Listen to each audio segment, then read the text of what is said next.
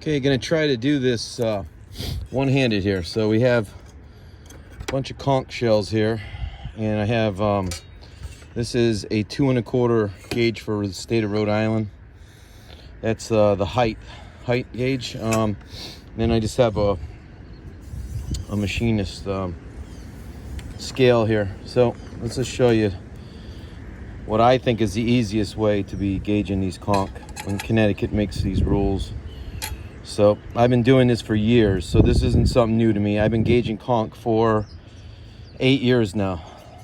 So here you have a conch that's on here, and this is 4.5 inches. So I wouldn't even take anything like this, but it's allowed in Connecticut. So the quickest way to gauge these things is with this bar. When they came out with different ways of doing it, originally it was the length of the conch. So you'd have, here's your length, and then they did a width of the conch, which was 3 inches. And if you look at this, it's not quite 3 inches. And you could turn this, and that was the problem with it. People were turning them to get them to read bigger. So if you hold this perfectly parallel on the center line of the conch, from the tail to the tip, you can see that this conch is only it's 2 3/4.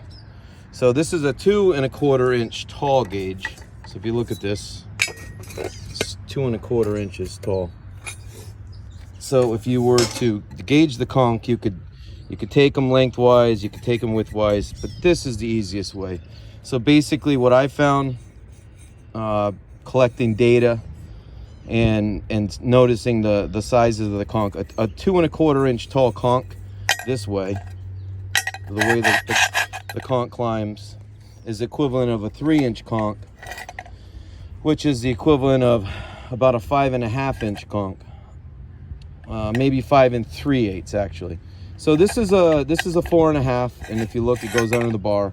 So on my boat, I wouldn't take that. I just have thrown that back. So I have some other ones over here. This one is, let's do it this way so it makes it easier for you to see. So if we go from there, so that is about 5. Let's see here. It's just a little hard because I got to get it straight. So actually, if I get it straight, it would be a little, almost 5 3/8. So that's about 5 3/8. So in Rhode Island, that should not go under this bar. That should be a keeper at 2 1/4 height. And you can see how quick you can gauge conch this way. There's no finagling anything. You sit it on there flat, and if it goes under the bar, and that one actually went under the bar, if you look, it's really almost no light in there. And I'd say when this thing had the actual meat in there and it's hydrated, that would not go under that bar. That would catch on there. This has been sitting out, and this little ridge is all wore down from the elements. So normally you would catch on that ridge with this size conch. So that would be a keeper. And then of course, here's another one. This one was, well, actually, let's go back to that second one. So the second one is to keep, would have been 3 inches. You could see it meets the 3 inches. It's 5 3/8 this way, all right?